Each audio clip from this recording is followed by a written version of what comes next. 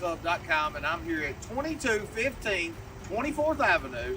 It's a great parking facility, guys, right here in Birmingham. Really close to the heart of Birmingham in the industrial area. Tiny Trucker Tim has wheeled in here to get him a parking space. I'm going to show you a little bit how to get in here, guys. You see this truck coming in. You're going to come in up here, the entranceway, and then it comes around in between that lot of cars over there.